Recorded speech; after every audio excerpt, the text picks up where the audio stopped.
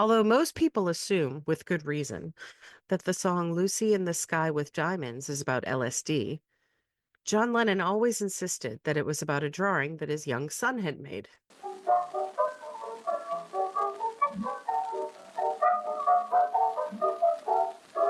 Daddy wasn't finding a bow wow. Daddy wasn't finding a bow wow. I love my little cat. I'm very fond of that. I'd rather have a big bow wow wow wow wow. Hello, Daddy and welcome to the wasn't Mochiverse. I'm finding a Linette. bow wow. And I'm Skip. Daddy And wasn't finding a Puff the bow Magic Dragon isn't about drugs either. I'd rather Yeah. have a cat. I'm very fond of But that. if that's true, I'd what rather about being have in a love with a big big blue bow frog? wow. Yeah. That's what I want to know.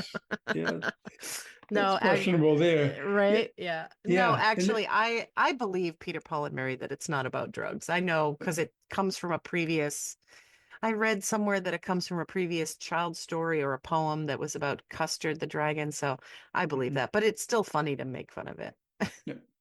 As we were talking about this as we were planning to do this, and I think I was making the comment to you that while I'm looking up things about different songs, all of a sudden the songs are playing in my head.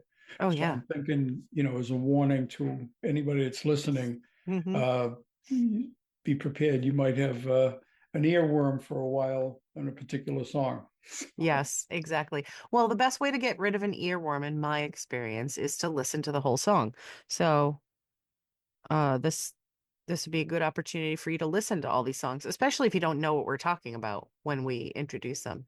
Yep. And the other thing too is that there's a ton more of Mhm. examples of songs that have interesting backstories. These were just some that we compiled and that I wrote up last minute. And as I was Mhm. finishing, I thought of a couple more, but maybe if I remember them while we're talking, we can discuss them briefly. But yeah, Yep. so that's what we're talking about today. We're talking about the sort of backstories, not necessarily origins, but the backstories behind songs that we mostly all know and ones that we found interesting.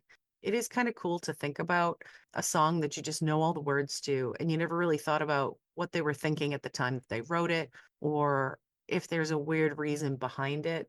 And of course, when you're doing the research, you find all kinds of interesting things. And as is the theme of most of our episodes, this is just another one of those things where, for me, like if I'm at work, I tell people I'm working with, oh, did you know? And you have like a little sort of trivia fact that goes along with it. Like the LSD John Lennon thing, everybody kind of knows that.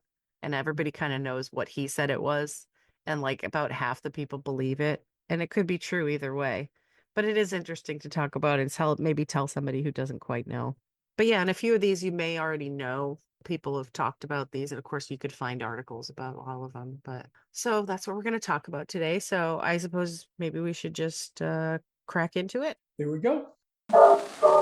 So the first one I have here is Walk This Way by Aerosmith.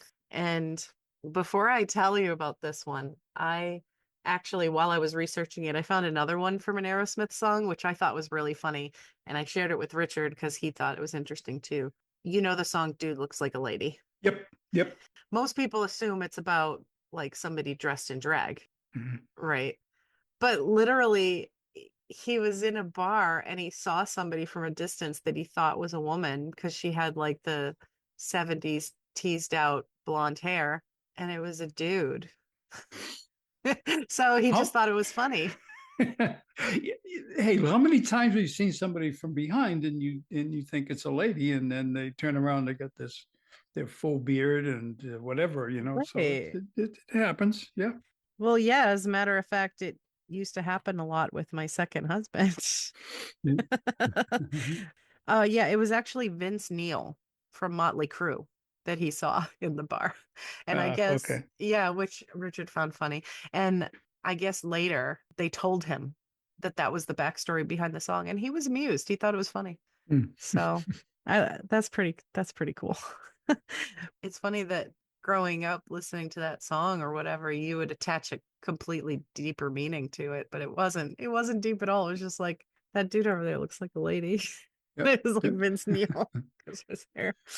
But yeah, so Walk This Way. I actually really loved this one, and I didn't know this one before. I was very surprised I'd never heard this. Yep. Um, so members of the band, they were watching my favorite Mel Brooks movie, Young Frankenstein.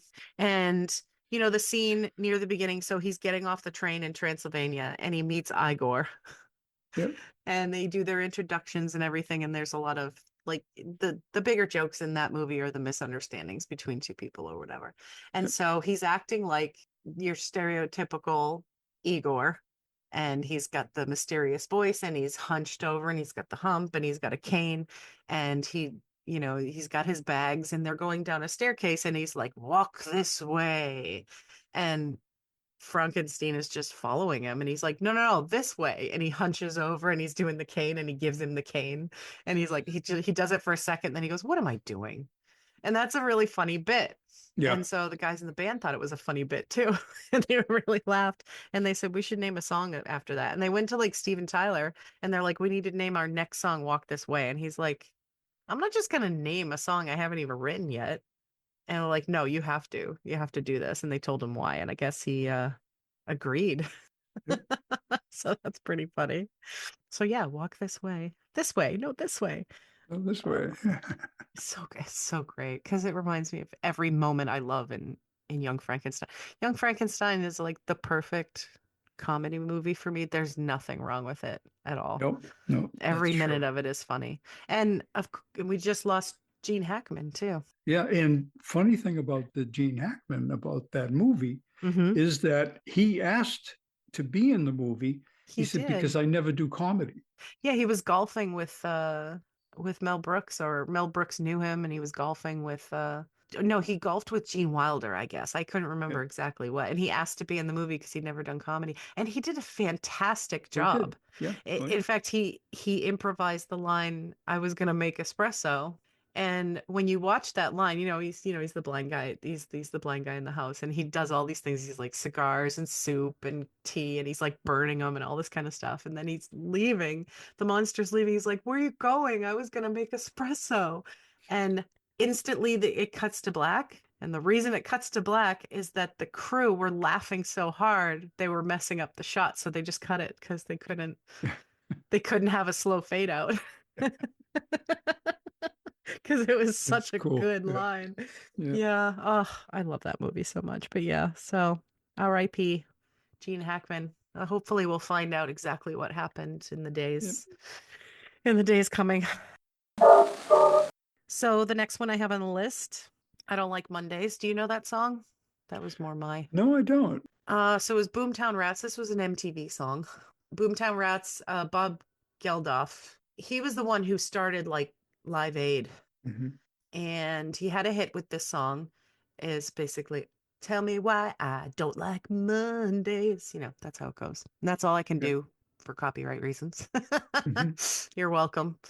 It was a really catchy song, but he tells the story of what's in there. And it was from actually a true crime story that happened right around the time he was writing the song. So this was 1979. Brenda Spencer, she was a 16-year-old. I don't know if you've ever heard of this story. She was a really troubled teenager. Like she had a lot of problems. I listened to a podcast, and I think it was on a couple of different podcasts. Shout out to That's Why We Drink and also Morbid. I think they both covered this. Brenda Spencer had a really hard life. She lived with her father, who was terrible in every kind of way you can imagine. I mean, her house was like she didn't get enough food to eat. She was sleeping on a mattress on the floor. She asked her father for a radio for Christmas or for her birthday, and he gave her a rifle instead so that she could go shoot herself. Like this was not a happy, healthy relationship. So she was troubled. And one day she took that rifle and opened up her window and started shooting at the elementary school across the street. And she killed the principal and wounded like 8 kids. And she killed the custodian and she shot him because he was wearing blue. And she said blue was her favorite color. And after she did it, she barricaded herself inside her house or apartment and took them a while to get to her. They finally got to her, they arrested her, and they asked her why she did it. And she said, I don't like Mondays. And so Bob Geldof was like, I wouldn't say impressed by that, but he was like, damn, that's a hell of a thing to say. And he thought it would make a good song title and also a good story for a song. And the song talks about what she did and what happened and how horrible it was and everything. It became a very popular song and it became like a thing, you know, I don't like Mondays, but just can you imagine? No. It's pretty Oh. horrible. So yeah, so that's I don't like Mondays. And I do actually really like the song a lot, but it's like definitely more MTV generation than your generation. So the next one's your generation though. Yeah, my Mother and Child Reunion by Paul Simon. It's interesting. The Simon and Garfunkel and later Paul Simon were favorite artists of mine. I Oh listened yeah. to a lot of their songs. This was an interesting song when you read about it. It was about the lyrics of the song is about a family dog dying, and Simon, as he often did with songs, he got philosophical about death and wondering how he would feel if the one dying has been his wife. Hmm. But the title of the song was inspired by a meal at a Chinese restaurant, which is Just so funny. that's kind of weird. On the menu was a chicken and egg dish called Mother and Child Reunion. And he thought, hey, that's a great title for a song. And one of the things is you really deep dive into Paul Simon, and certainly later on when you hear more about how he developed his songs, you would find he was kind of like that. He Oh, would come up with definitely. odd things, and it was really in the pursuit of anything musical that was different, Hmm. and that it would catch his attention. Yes. And Well, that kind of stems from, I mean, certainly his partnership with Garfunkel, but in his youth, when he was younger and when they were young musicians, you could see most of their songs, they're trying to say something important. yeah, And they get a lot of their inspiration from poetry and the culture of the area they lived in, which was probably like Greenwich Village area yeah, of New York, I would imagine, where the artists were, you know, they were yeah, really swept up in the artistic scene in New York City of the time. And when you're young and when you're an artist, you want to say something really important. And as he got older, he still said some important things, but I think mostly he was saying he liked to make references a lot. yeah, You know, cultural references, political references, music biz references, any kind of references that you sort of had to be a little bit smarter to get. And that's yeah. partly why I always liked their music, because you kind of had to be intelligent to really get what they were saying and a little bit snooty. Yeah, a little But bit. it's okay. The other thing, a little bit of a trivia in my mind about how he would write the music for the songs, or actually more specifically, the guitar playing. Oh yeah. And he always did very complicated chords that made it difficult to just sit there and strum a guitar doing it. And the reason I knew about that because I was there was a gentleman that was trying to teach me the guitar at one point, and he was starting with the Paul Simon type of song, and it's like Doesn't I sound like it. easily gave up on playing guitar after that, because it was much more complex. So Well, and I could be wrong, but wasn't the reason for that that he self-taught on the guitar and he isn't really doing like he learned chords later, but he was kind of just doing what he thought sounded good and they weren't even real chords. that wouldn't surprise me because Yeah. that's when you see. I saw a recent documentary that he did, and it was pretty much you could see that sense in there. It's Hmm. almost like what we've heard at different times about how the Beatles experimented with different sounds on their records and stuff, and Yeah. that's kind of what he would be doing, and that again that comes from perhaps not being classically trained. And I don't know that he Which, was or wasn't classically trained, but yeah, which there's something to be said for that. And mhm, it's funny because yesterday we were watching one of those behind the scenes. It's like a documentary series about movies and TV shows. mhm, And they were talking about Back to the Future. And they were talking about certain effects near the end of the movie that they wanted to achieve a certain way. They basically had to invent their own camera equipment to make it happen.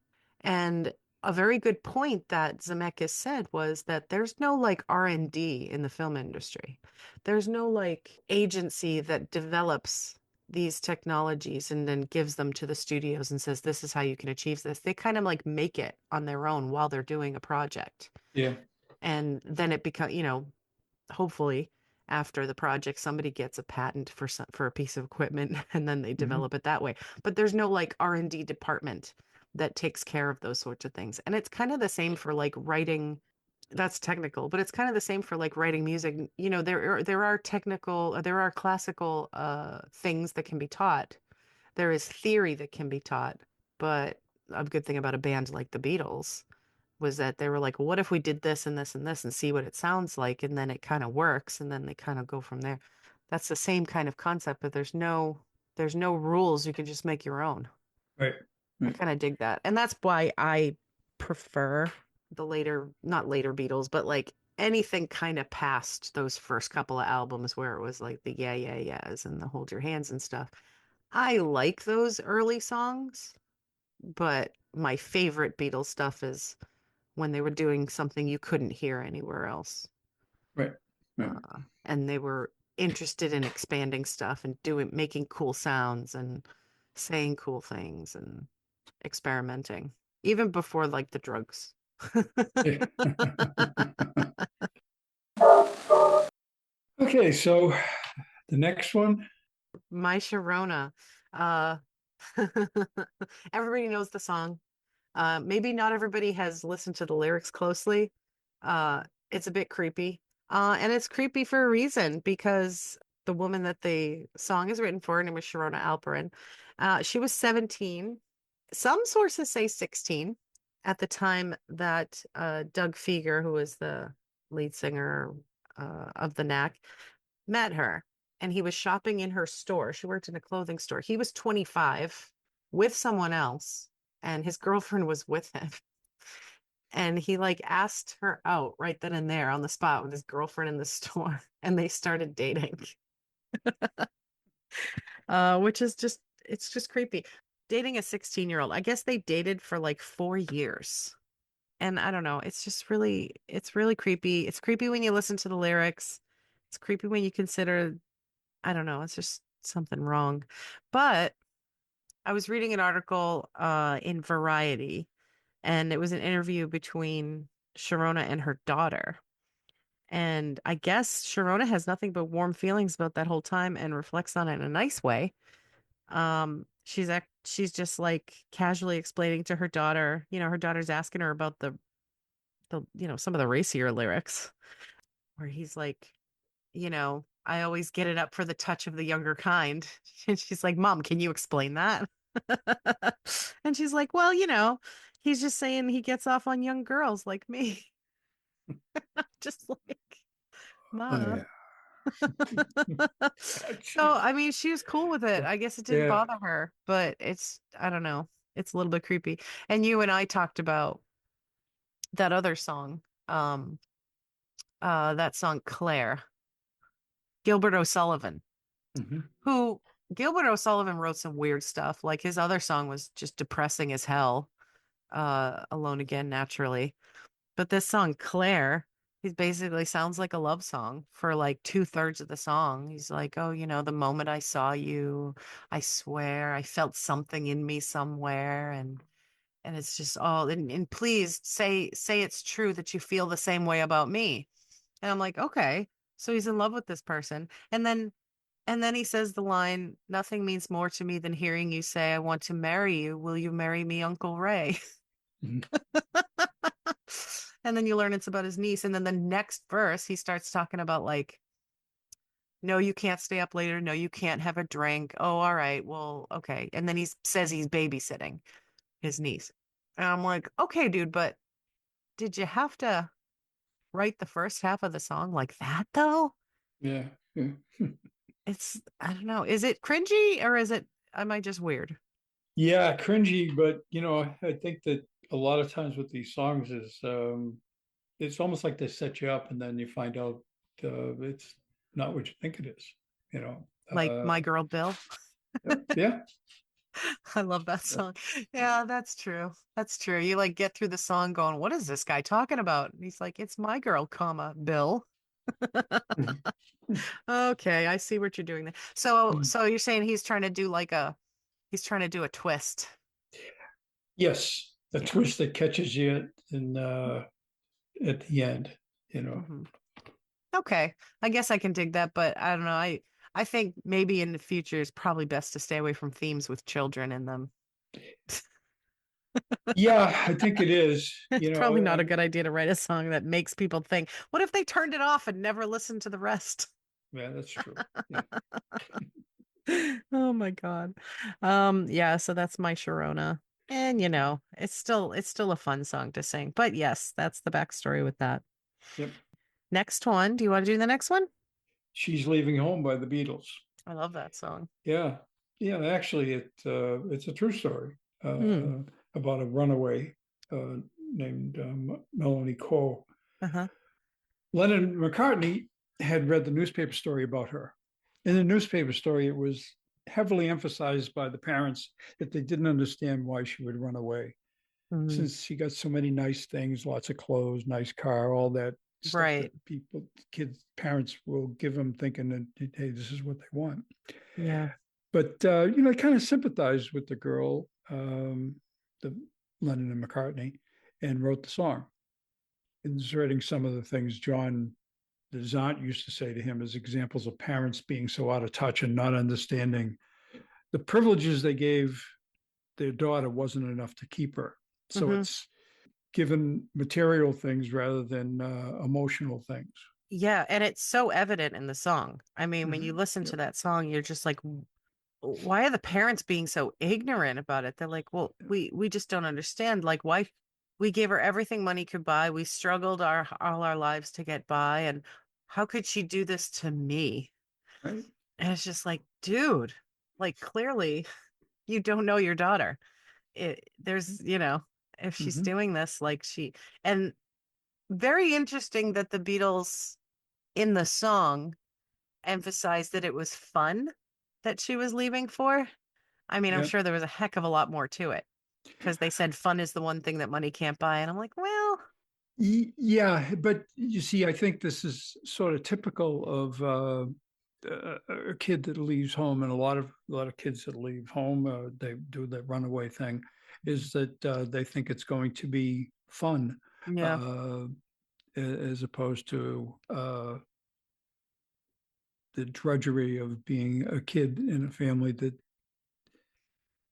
a lot of cases, in this case, is just that they're giving her a lot of material things, but some other families they're not material things, they're more like discipline. You have to do this, you have to do that, and they try to get yeah, away from that to have fun. hmm, And that may be what their references were, because that's, if you had a theme for someone that ran away, I bet the first thing it would be is they felt depressed, they wanted to have fun. right, right. That's just my That's true, I opinion of it. suppose. Yeah. I mean, I can definitely say I really do like that song because you can see obviously in the film the the Sergeant Pepper movie, they kind of changed it a lot. They Oh just yeah, had her yeah, leaving so she could go find Billy. right. I don't know why they'd be upset about that. They're like, "Oh, she's gonna go find Billy and then come back and save us all." That's a happy thing. I don't know why they're sad in the movie, but not much about that movie makes a lot of sense as far as continuity is concerned. I think it was supposed to just be a No, fun it was all movie. about the music It anyway. is all about the music. It just we gotta fit this in somehow. But in the song, you know, gosh, you can kind of imagine like if these parents have such little clue about what their daughter like really wanted or needed, and Mhm. they're making it so obvious by saying like, how could she do this to me? We gave her stuff. Yeah, you could totally see why she'd run away and meet a man from the motor trade.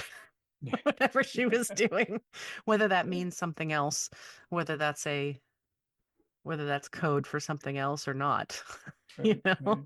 So it's very interesting. But um but yeah, I thought that was a good addition. Well,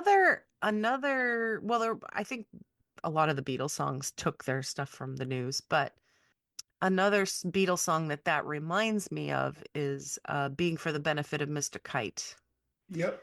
Because they wrote that whole song because John Lennon was in an antique store and he saw a promotional poster Mhm. for a traveling circus.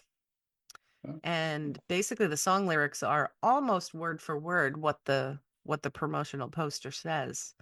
Very, very cool because it was a real, it was a real traveling circus that was in the area. And the man who was running that circus, well, it wasn't the man who was running that circus, so it wasn't like Mr. Kite, but a man who was mentioned in the song was a sort. I don't even know what the real term is. Was it ringleader, I guess, circus Okay. Yeah. showrunner, I guess you could say something like that. Ringleader, I think, was what they in the circus. I think that's what they're called. Yeah. It's the one who's running the show, Yeah. producing the traveling circus. Well, The because it's all within a ring, right? Right, usually multiple rings. Yeah, Right. yeah. Because they would have something going on in one ring. Well, like a three-ring circus has three rings, and something's going on Yep. in one ring, something's going on in another, and etc. So Yep. yeah, in because they were usually done in the round. Um, Mhm. but the guy who's mentioned in the song and who was on the poster was Pablo Funk, and they say it Pablo Fanke, but that's because it's kind of spelled like that, Fanke or whatever. But Pablo Funk was a really interesting historical character because he was like the first person of color to like run a circus and run a show, and he was successful at it. And circuses being what they were back then, probably not a great thing in the way we think of things today, as far as like the poor animals and things, but regardless of that, it was an interesting little piece of history, and I love references to little pieces of history in songs. So I just wanted to mention that too. Okay. So our next one, this one surprised me. I kind of just picked it from a list before I even knew. But the next one, you know the song Total Eclipse of the Heart, right? Yep. Bonnie Tyler. Mhm. She didn't write the song, which that's not scandalous or anything. Lots of people Yep. sing songs that other people have written. But what I didn't know was who did write the song. And this song was written by John Steinman. And John Steinman was the guy who wrote all the songs in Meatloaf's Bad Outta Hell album. Yeah. And so, and I mean, obviously, if you know the album, you can kind of imagine the style is very theatrical and very fantastical and like drama nerds type stuff. Yep. And this guy, John Steinman, was incredibly flamboyant. And he was kind of like he was super nuts and everything like that, which just made me laugh. Because he was also very gothic, very dark, Mhm. and very fitting that he wrote like, all the Bat Out of Hell songs, because you get that sort of feeling when you listen to some of those songs. Right. Uh, but then when you think of Total Eclipse of the Heart, you're like, what? But then when you listen to the lyrics, I guess it makes sense. And it turns out it was originally written as a vampire love song Yep. because at the time he was writing a musical about Nosferatu. It's Oh, something, huh? that just makes me laugh so much because I Yep. mean, like, okay, Bad Out of Hell, I know that was one of the albums you had. Yep. Mhm. And because it was one of the albums you had, I listened to it 10 million times and got super into it. Yep. And I think Meatloaf was in the process of recording this album, or he had just recorded this album, or he was kind of in the middle. I can't remember what. But when he made his appearance on the Rocky Horror Picture Show, Yep. it was around the same time. And so I kind of equate those two things. And of course, like, all the songs from Bad Outta Hell, the record companies had a real problem with these songs because John Steinman's way of writing, it's written as a musical. Like, and you can hear it when you listen to all the tracks on the album. They sound like they're theatrical. They sound like they're part of an opera or a musical. And these record people were like, there's no chorus. Like there's, Yeah. they're like, what? I can't play this on the radio. Like it's 25 minutes long. It has no chorus. It keeps going all over the place. It's here, it's there. What are you talking about? All this like on a hot summer night. What is this stuff you're saying? Would you offer your throat to the wolf with the red rose? And but they were wrong Yep. because it became a hit. Yep. It's very funny that, when you got like sort of mainstream business and then somebody who's artistic comes into it. And you'd think like the music industry is gonna have some artists, but most of them, you know, maybe trying to stay in the pop realm if they want to be on the radio. And somebody comes along who's like a capital A artist and they just don't know what to do with them. Yeah. Yeah. They don't. Yeah. It's very funny to me. But yeah, Total Eclipse of the Heart, which you listen to that song again, because you will after you listen to this episode. I guess you can like match up the lyrics with the theme of vampires and see what you think. That's right. And I know the next one you liked because you Yeah. introduced this one to me. Yeah. Yeah. Yeah. It was funny because it's like, the Macarena was one of those Mm, dance things that choreographed dance thing where it's like a line dance thing. And mm. it was very popular at weddings and stuff. Yeah, they And played it 8 times at my wedding, my first wedding. yeah, it doesn't surprise me. Ugh. And what sort of gets you about it when you read sort of the story of it is that the lyrics, which most people don't know because it's done in Spanish, it's something different. It's about a woman who's cheating on her boyfriend while he's in the army with two of his friends. Yeah. So it's sort of it puts the song in a different perspective. So It does. And it reminds me of other songs that I know that aren't in English because in other countries, when artists from this country go and tour, a lot of the people don't speak English and they learn the songs just phonetically.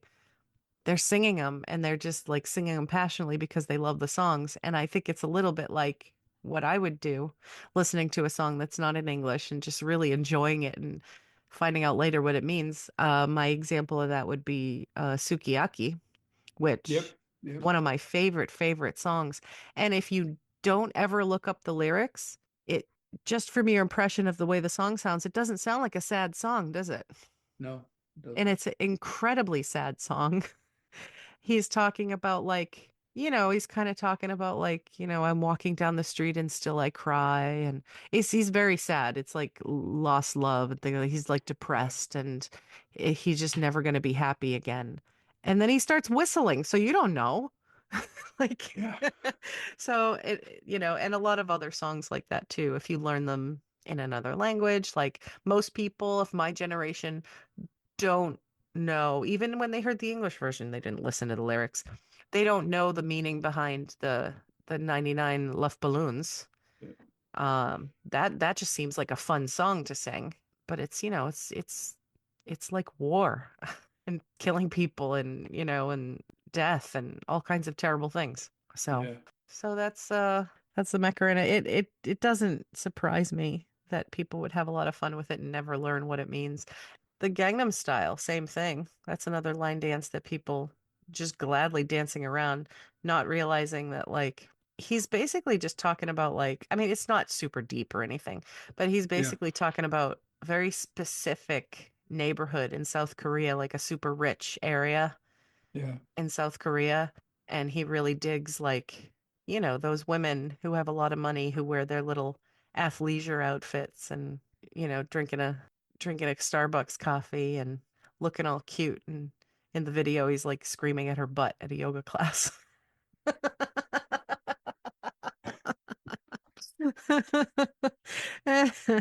So, not deep, but nobody like when that song came out, I was talking to a pharmacist I worked with who went to clubs a lot. yeah. And she had no idea what the song was about. In fact, she didn't even know it was Korean. She thought it was like Dutch or something. It's funny that when you talk about that as we were talking about it, it reminds me of a song my dad used to sing. It's called the Docktown Strutters Ball, and Hmm. that was written by Hoagie Carmichael. Okay. And it goes, I'll be down to get you in a taxi, honey. Pick you about 8:30. Now, oh, honey, don't be late. I want to be there when the band starts playing. Hmm. And that song was always my dad would sing it in English, and then it'd sing it in Italian. And it Right. was the only song I ever knew that I heard the Italian verses of it. And I don't think when it was originally written that it went that way, but they would do that in the Italian neighborhood. Yeah. Uh, and the song was actually done by the Platters too, but Oh, it was okay. actually written by Hoagie Carmichael, and then I think in Ted McMulry Gang in 1976 redid it. But I think when Hoagie Carmichael wrote it, they were doing an Italian version too. Anyway, just a little bit of a thing from my childhood. That's cool. Yeah, so probably the closest I came to learning any Italian. So, Well, there were a few hit songs that were in Italian or half, at least half and half, that were playing on the radio and things. Especially when like the Rat Pack guys were around. yep, You had your Volare. yep. And then some versions of Volare were sang in English and some were sang in Italian. They were both on the radio. You got Baciami. Mm. And what's that like Mambo Italiano? Yep, yep. Couple Yeah, it's, couple of couple of things like they were kind of inserting the language a little. it's like yeah. But this one was kind of like a pretty lengthy song, and to have it switch back and forth, Yeah, and it's interesting. I just thought I'd bring that up because I remember my dad singing that song. that's cool. So, That's cool. and probably no, my dad probably in Italian he changed some of the words around. So Gee, I wonder if you ever did anything like that, changing song lyrics. not so much. No, no, nothing about a certain baseball player getting his hair cut. That's right. That's it. Yeah.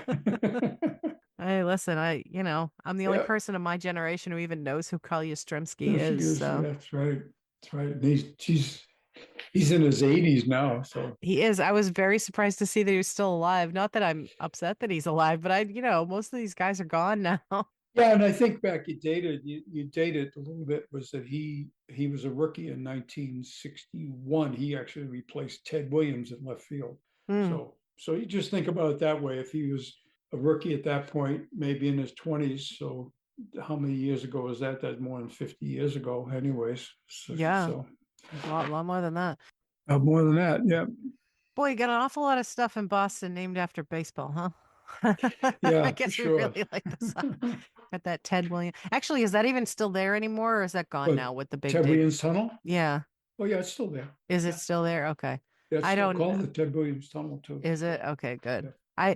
I never know. You never know what the big dig, what they did. I mean, I could look up what they did, but I Well, didn't yeah. know what got taken down as a Well, result of the that. Ted Williams Tunnel actually was a alternative route to the Sumner Tunnel, which is pretty old, Yeah. which is a route from between Boston to East Boston and the airport. And to Ted Williams Tunnel was supposed to be an alternative for people that didn't want to just go to East Boston, that they want to go directly to the airport. Oh, I Uh, gotcha. and that's really why it ended up being the summer tunnel is still in operation. Yeah, that's primary purpose of the Ted Williams tunnel, and it's yeah, like I say, it's still there. As a matter of fact, when I was up there recently, I drove through it. So Those tunnels are creepy though. They really yeah, are. they are. Funny. It's not funny, but at the time, it didn't feel funny. And I had came back from Vietnam, and I get a taxi ride from the airport to home, and we're driving through the Summer Tunnel, and the guy's driving a taxi, and he's constantly turning around talking to me while we're going through the tunnel. Oh And the no. tunnel is just a two-lane, basically, actually, it's a one lane in each direction. And this guy's turning around talking to me while we're driving through the tunnel. And I'm thinking, I just came like 11,000 miles. I'm not going to die in a tunnel. Pay attention to the road. So, Yeah, yeah, and also I made it through Vietnam. Please don't have me yeah, die in the summer.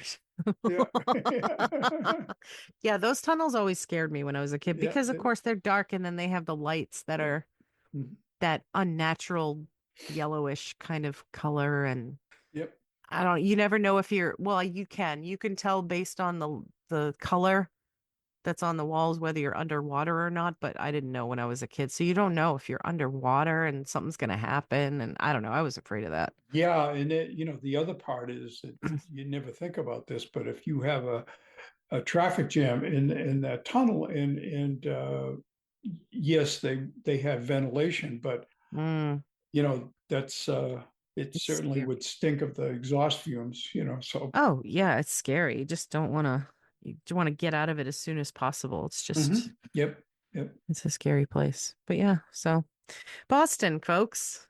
yep. We're from Massachusetts, In case you don't know, in case you don't know. yeah. So the next one, love this lady. This is I Will Always Love You by Dolly Parton. I like this song a lot. I like a lot of the versions of it. I like her version. But of course everybody knows Whitney Houston's version. And it was written to Porter Wagoner, which is he was the guy, I think his like one of his nicknames was like Mr. Grand Old Opry. Mhm. He was a very successful guy and he had his own show and he became her business partner and they did duets for a long time. Like she was on his show. Like he introduced her basically to the business. It was like how she got her start. So, she was grateful for him and she enjoyed working for him. But at a certain point, she wanted to have a solo career. And this song that she wrote was really a message to him about her feelings about wanting to go out on her own and everything she felt about that, which is kind of cool. She got a lot of success from the song. I think it was like 74. It was in the 70s anyway. It was covered many times, but Whitney Houston's version was what made it huge in the 90s. And I was reading an interview once, Dolly was talking about Whitney Houston's performance. And after she heard her sing it, she was so glad that she had given her permission to do the cover. She said she did it better than me. It was just beautiful. And of course, she's very generous with her praise, and she's just an all around awesome lady. She likes to give people credit where credit's due, and she always says a lot of nice things about people. But the funniest anecdote that I read in my research for this one is that when the song became popular in the 70s, early 70s, Elvis wanted to record it.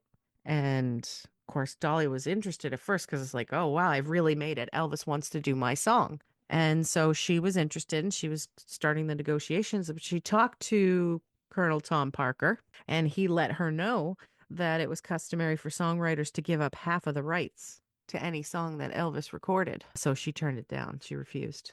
And she was really she was nervous about that. And she was upset about it. And she said she cried about it. And everybody said she was crazy. They're like, come on, it's Elvis. You can't do any better than Elvis. Elvis is going to make you a superstar, all that kind of stuff.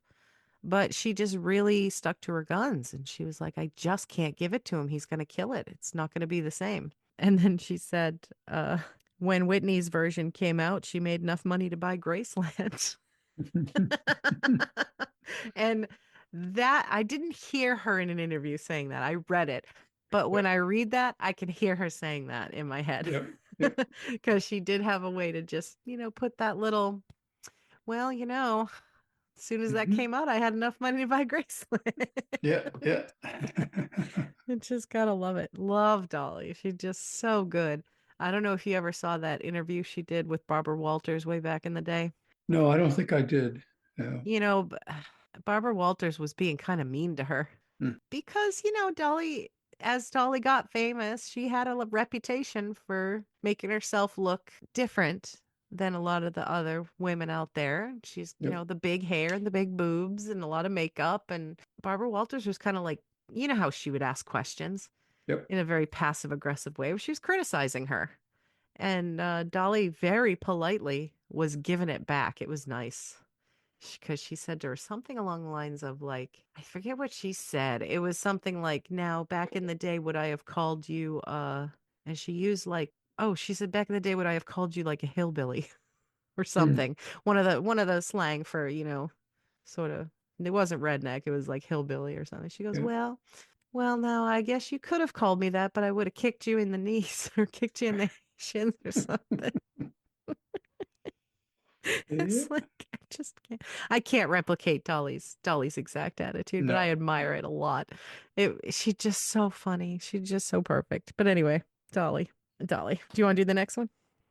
Uptown Girl, Billy Joel. Yes. So, yeah, yeah, Billy Joel is another one of you and I's favorite artists. Oh, yes. Yep. And people don't give him enough credit for all of his music and the statements he made in his music. Oh, Uh, absolutely. Yeah. We've talked you about know, this many times. Yeah. right? So Uptown Girl, which most people, including us, me, same way, thought it was about Christy Brinkley. Yeah. As a matter of fact, they did a video, and Christy Brinkley was in the Yeah. video, That's right. She was in and it. maybe Yeah. that's why they had that association. But it was actually written when he was with Elle Macpherson, Hmm. and truthfully, it probably could have been about a lot of women that he was with. Oh, Uh, yeah. Obviously, he dated a lot of famous women. Probably at the time, probably had a thing for supermodels. Yeah. I Uh, think he's always had a thing for supermodel. That's like his type. mm, yeah, yeah, yeah. The other one, the song "Big Shot," and Yes. you had said you're always curious because it's has much darker tones and hints of a less loving relationship. It really But as does. yeah, but as it turns out from your research, it was inspired by a night that Billy Joel spent with Mick Jagger and Bianca Jagger, and was actually written about Bianca from the perspective of Mick. And as listen Yes. to as you listen to the lyrics, it makes much more sense. Billy Joel certainly had various struggles, but I can bet that Bianca and Mick Jagger lived a much harder and rougher life than him. Oh, So sure. Oh, sure. I mean, yeah, I know that Billy Joel had some he was fond of some alcohol for a while. I don't know if he was into drugs. yeah, But that song Big Shot, I mean, he's basically super dissing the woman he's with yep, and saying how, he's like, "Oh, you're such a big society person. You want everybody to think you're the best. You have all this expensive stuff and you want to be the center of attention, but look at you." The next day you got a hangover and you've been doing coke all night and you just look like shit and don't come bitching to me basically. yep. And I was like, that doesn't sound like Christy Brinkley. No, yeah, But then when you hear that it's about like Mick and Bianca Jagger, you're like, oh yeah, yeah, that tracks. there we go. That That sounds like, fits. yeah, that sounds like them. They Yeah, probably partied a lot harder than anybody else, and I'm yeah, sure. probably did. Yeah. Surprising that Mick is still around. I But know, anyway, I know. He must have gone clean like a long time oh, I ago. would say so. Yeah, yeah, Yeah, yeah, because he not only is he still kicking, but he still like dances on stage yep. when he performs, which is like, I mean, gosh, how old is he now? He's in I his don't, 80s. is he really? Oh my Yeah, goodness. I can't even imagine. yeah. Some folks say older than dirt. But anyway, Closing time. Most of us know this song. It's, what is that, 90s, probably late 90s. I think so. Yeah, But I mean, it was very played. I mean, I wouldn't say overplayed because it's still a good song, but I mean, it even plays at my work. So it's not like it's a song that isn't ubiquitous. Everybody knows the song. And it's pretty clear from the lyrics that you're talking about closing time at a bar. And it's all these different ways to talk about, what happens at the end of the night at the bar and who you're going to leave with and go to the places where you will be from and all this stuff, which is like, okay, that's what the song is about. But and it is actually what the song is about. But I guess when they were writing it, the what's his name, Dan Wilson, the front man, and his wife were expecting a baby. So he said in a couple of interviews that like he kind of had baby on the mind while he was writing that song, and he thought it was an interesting parallel, and would make a good pun, thinking about this baby near the end of gestation, sort of being like kicked out of the bar, so to speak. yep, yep, Like, all right, get out. It's time for you. You don't have to go home, but you can't stay here. yeah, And so that's kind of cute. Not, not the most deep thing, but it's, it's interesting to think about. Hey, did you know what that's really about? yeah. Which, that makes sense. Kind of similarly, the next one, this is the one that I talked to you about when I pitched the idea of doing this theme for an episode, was Mhm. that song "The Way" by Fastball. Right. Most people also know that song. That was on the radio for a long time, and now it's I'm sure it still plays on there. It's probably on that station you listen to quite a bit, Right. right? Hmm. Yeah. Probably. Yep. It's made its way into easy listening kind of background music type of stuff because it's kind of ubiquitous now. When you listen to the song, it's a little, you're not quite sure what's happening, I guess, but it doesn't really say these are young people or older people. It kind of sounds like it's two people just don't want to be where they are anymore and they kind of go off into the sunset on an adventure. They're not sure where they're going, but they know the way and all this kind of business. And it's very poetic the way that the songwriter writes it. But you can kind of tell listening to it that it's about something that somebody thinks that is not a good idea and is kind of sad, right? Mhm. And as it turns out, it is based on the story, a really sad story of true events that happened. So Leela and Raymond Howard. So Leela was 83 and Raymond was 88. And they were a cute couple. I saw their picture. They just look like a nice couple. They were on their way to a fiddle festival, which was only about 15 miles away from home. And I guess they went every year, and it was something they really enjoyed doing. And they never made it there. And somewhere along the way, I don't know if they got turned around or if they just kept going past their exit or what. I don't even know what the roads are like where they are. It was in Salito, Texas was where they lived. Right. Place was Mhm. 15 miles away, and they ended up, unfortunately, more than 350 miles away in Arkansas. They had gone off the road and their bodies were found. It doesn't say how much later it was, but it was quite a while later. And they talked to their kids, and the kids were like trying to tell them not to go. I guess one of their sons was like, please let me drive out there and take you to the festival. And they were like, nonsense. We go every year. It's fine. We know the way, you know. And unfortunately, they were never heard from again. They hadn't been married super long. They were only married like 11 years at that time. It was second marriage for both of them. They met and got married after both of their spouses had passed away, and their kids were saying, how much in love they were and how nice it was. So it's just real sad that that Yep. happened. And I don't know if they actually solved the mystery of what exactly happened, but I know that I think it was Raymond, he had recently suffered a stroke, and I think that Leila might have been in the early stages of Alzheimer's. So it's possible that maybe they just got a little mixed up and took a wrong turn, and I think they just got confused and just kept going. But that's awful. It's just an awful long way to go. And hopefully it wasn't too traumatic for them when they did. Hopefully, I think that's what the song is trying to say is that for them, hopefully it was an adventure until it was over. You like to think that. Yep. Yeah. Oh, the next one. Okay. Do you want to do the next one, even though I have a lot to say about the next one? Yeah, I could lead into it. Yeah, It's yeah, yeah. Sylvia's Mother by Dr. Hook and the Yes. Medicine Show, and Yes. written by Shel Silverstein. Mm, And he wrote several songs for Dr. Hook, maybe pretty much the whole album. He I think was, so. Yeah. yeah, he was a unique individual Mhm. by your generation, is for writing "A Light in the Attic," "Where the Sidewalk Ends," "The Giving Tree," "Boy Named Sue," "Unicorn." Yep. I'm checking out "Free to Be You and Me." Do you remember that album? I don't, That was okay. So that was more of a mom thing. That was Mhm, an album that came out in the 70s. It was Marlo Thomas, mhm, and it was Free to Be You and Me. And it was all the songs that were in there were about like it was very progressive actually. Now remember, this is the time of Mr. Rogers and a lot of feminism too, but there was mhm. a lot of progressiveness in especially in raising kids Right.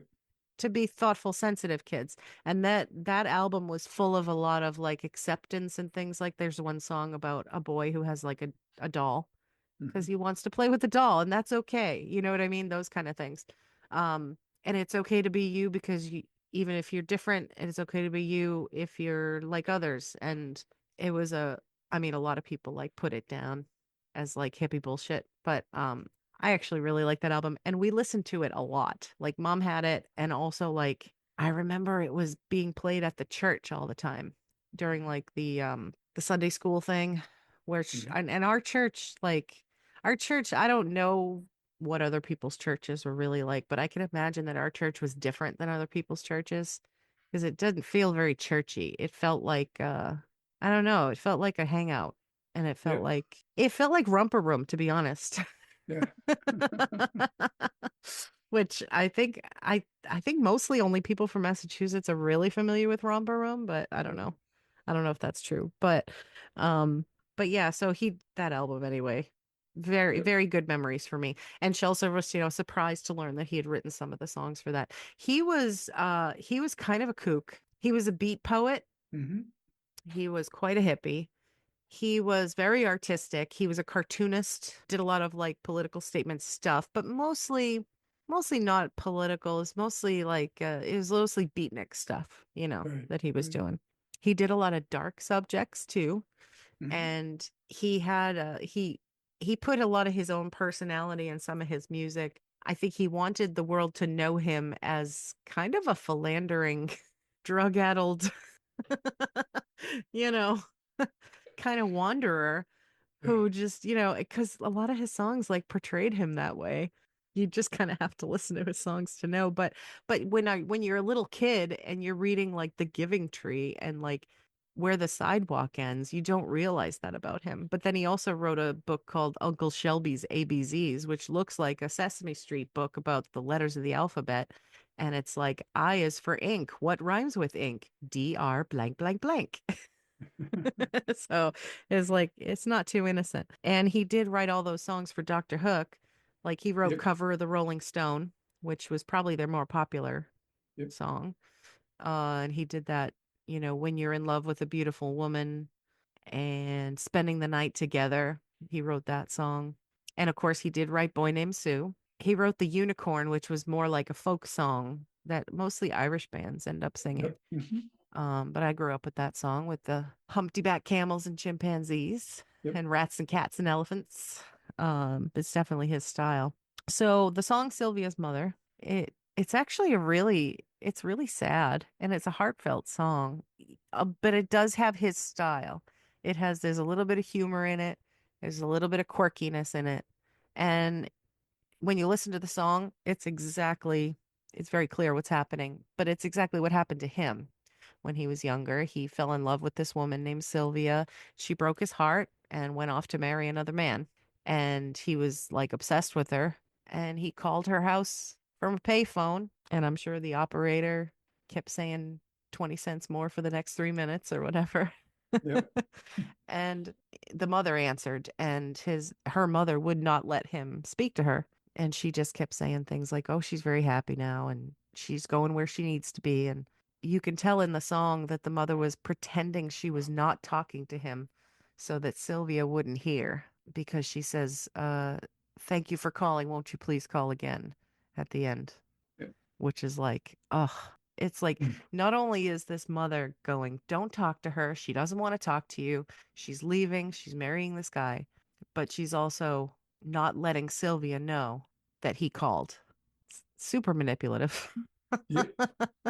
I mean, he's being manipulative too. Like, she broke up with him. Please don't call Right. her. Like, that's not cool either. But the mother's just like, yeah, she's not here. She's like, she's packing. She's busy. Thank you, sir, for calling. Please call again. It's awful. It's kind of like, that Jim Croce song. Yep. It is. It is kind of like that. Yeah. Yeah. Yeah. And, she's living in LA with my best old ex-friend Ray. And he's like, no, I'm cool with it. It's fine. I just want to talk to her. I just want to let them know that I'm cool. And then he decides halfway through, he's like, you know what? Forget it. There's nobody there I want to talk to. And then he says, you can keep the dime at the end of the song, which is kind of sweet. The operator's like, yeah, I'm keeping the dime. You kept me on the phone for like, how long is Yeah. this song? 3.5 minutes. Mm. The last one we'll do you know that song, right? It's from like the 60s. Tighten up. Yeah.